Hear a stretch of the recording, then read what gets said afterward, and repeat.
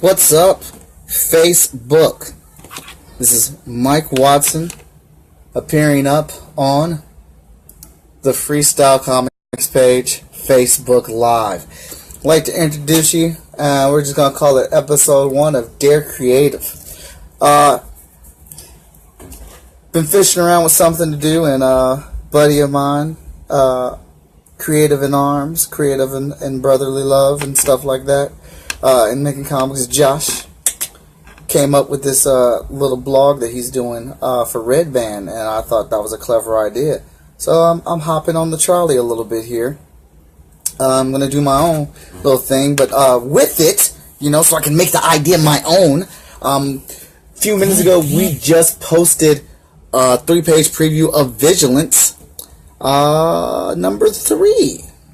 So I'll be talking about a little bit about the creative side of things, like what I'm working on and what I do as a creative, telling my story or whatnot. And okay, and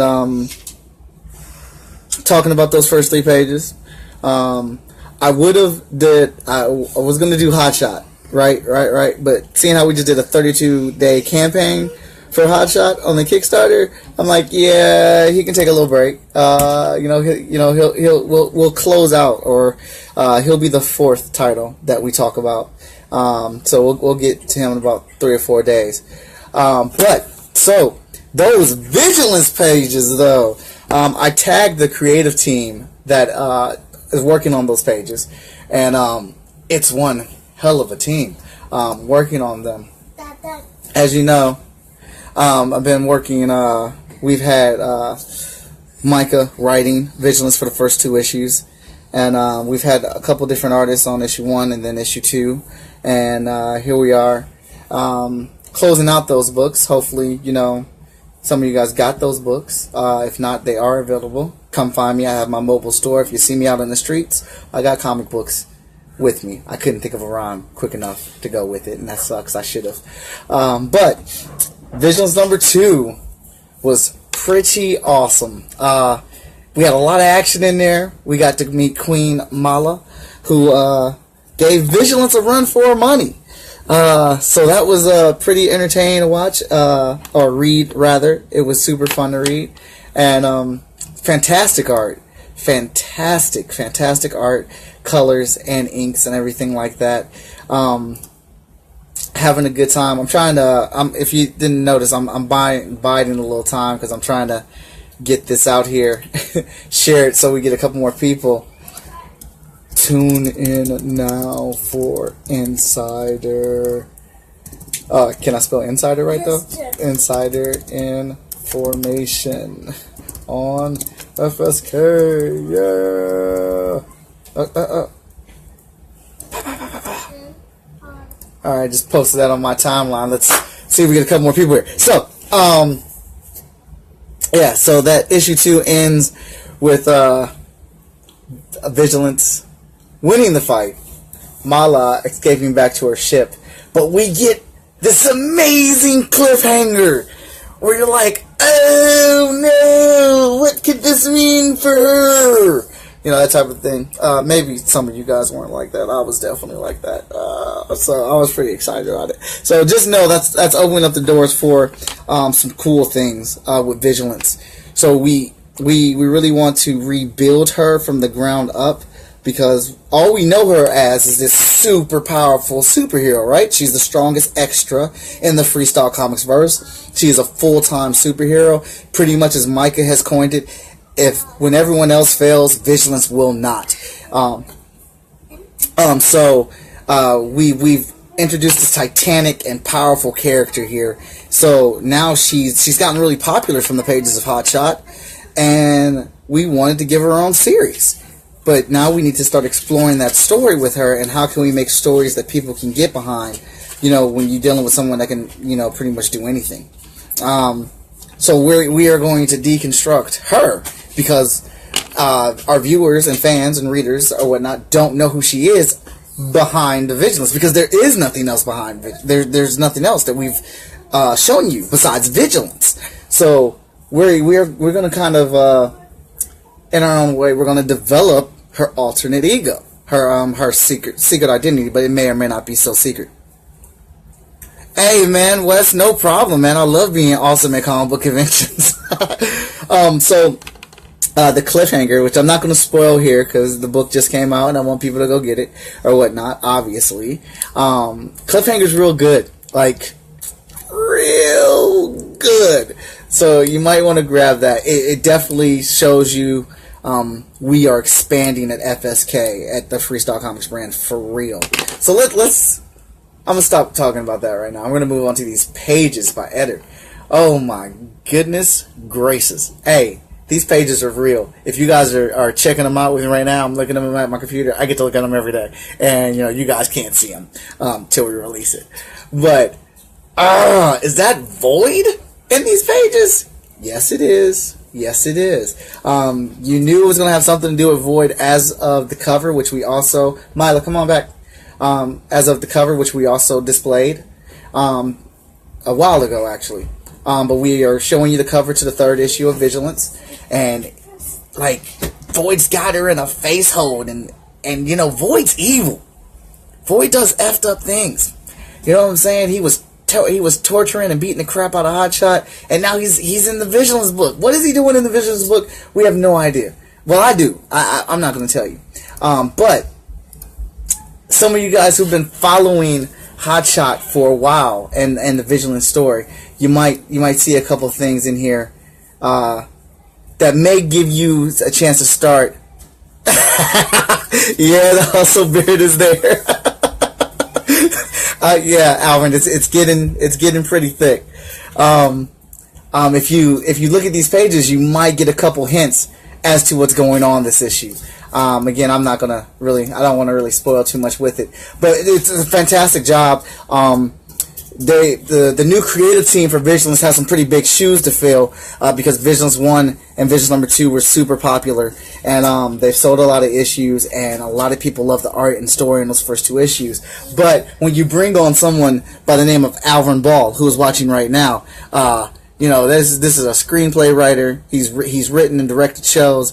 He's won several awards, 2-time Glyph winner. And you know, you bring a writer on like that, you know, he's not afraid to step into those boots and you know, do something with it, which we definitely do with Vigilance number 3, which is why I'm so excited to get it out to you guys. So, you know, you guys can go ahead and comment, check out those pages. Let me know if you got any questions. I may be able to answer them. I may not. If you guys want to ask questions right now in this live chat, that's perfectly fine. Another portion of this that I want to talk about is making comics. Man, I've been making comics for a long time, right? Since I've been wanting to do comics since the 6th grade. I called myself doing it, making them since the 6th grade. Then got to college and, you know, just swore my little cocky butt knew what I was doing, right? And then learned some stuff. Still thought I was the bomb, which I wasn't, because I am still learning stuff to this day. Managing 5 books, 5 creative teams, production schedules, getting pages turned in, drawing my own book, going to conventions, promoting the books, joining with Short Fuse, doing Kickstarter. Man, my eyes have been open. Like, I thought I did a lot of work before, but I do a lot of work now, and that's not even including the books that I'm making for that I'm working on for other people. Or any of my freelance stuff. But so I don't even know kind of where to start at, because there's just so much. I think one of the most important things that I've had to learn, and these may be sporadic as I do these little videos or whatnot, but one of the most important things that I've learned is, you know, how to work within a team. I always thought I knew how to work in a team. I used to be a unit manager at my actual 9-to-5 job, and, you know, bringing people together and team spirit and hoorah was what I was all about or whatnot. That was my thing. That's what I was the go-to on. But when you have these creative teams and everybody has their ideas, and, you know, there's a direction that you want to go, and not even the fact that it's just one book, right? It's 5 books over, you know, dang near 20 characters or more, and we're trying to align all this stuff, and it all stems from the Hotshot verse. So just a little insider, Hotshot is plotted plotted up to issue 100. So I have a realm and idea of exactly, well, not exactly, but what's going to happen to Hotshot, where I want to take Hotshot, where I want him to end up, where I want him to be at by that issue 100. And that is a lot that coincides with the other books that we do. So that stuff has to line up with that, and getting those plots ready, and taking the ideas from people that you like, taking ideas that you love but you can't use because it's not servicing the story that you're trying to deliver. That is hard, because I have some super creative people that I work with, and they give ideas all the time. But there's a direction that I want the books to go, as far as the story that I'm trying to build up to, and trying to keep it in line for our big event, because we are going to do a big event, but it's not going to be like that weekly thing that the big houses do or whatnot. We're going to really build up to it. It's going to really have some magnitude, and it's going to be a real for real thing. Like when the threat happens, you'll be like, oh, this is real deal threat, and we're not going to have that type of experience every other week or whatnot. It's going to be something that all 4 or 5 of our books are going to be leading up to, with the character introductions and everything like that. So teamwork, learning how to work with a team, learning how to filter out what you like, what you don't like, and learn how to filter out the stuff that you love but you can't use, in fact, for the stuff that for the direction that you are going, and then learn how to apply it. Being humble, being able to have somebody tell you no, that does not sound good at all. When you put them in that position to be able to tell you no, you're like, dude, I put you here, you telling me no, that's not cool. But you can't think like that when you're working with a team and you're working with a creative team or not, because the reason I asked for these people to be in the positions that they are is to kind of keep me together, because I have all these ideas, but all these ideas I have just sometimes they're not all good ideas, or they're not within the best direction to go with the story. So of course it stings at first when someone says that or whatnot, but then when it's not just simply someone saying no. You can't just say no and then not bring something to the table with that no of why you're saying I don't think that works. And you got to add that stuff up, listen to both sides of it, and like, all right, you know what, that makes sense, so what can we do to get around that or not have that be a problem anymore. I mean, there's been many a editorial session where we've gone 3 or 4 hours in edits, just trying to get things worked out. And it's been not a rocky road, but it's been up and down, trying to figure out how to do the creative flow. So my best advice there would be open-ended,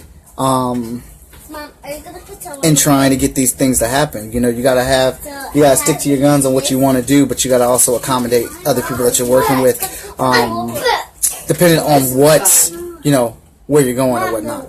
So there's so much potential here at what we're doing with Freestyle Komics, and trying to get incorporated with some crossovers with short fuse, because there's definitely some titles over there that I can't wait for my characters to intermingle with, which very excited about the potential of that, but trying to work out a story arc just for making that happen.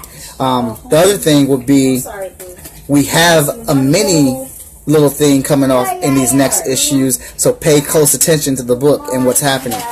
Some things are about to jump off, just experimenting, trying new stuff. But I'm gonna wrap it up right there, because I think I'm it right there. I want to keep them short. I don't want to keep them very long. But if you guys do have questions, go ahead and throw them in there.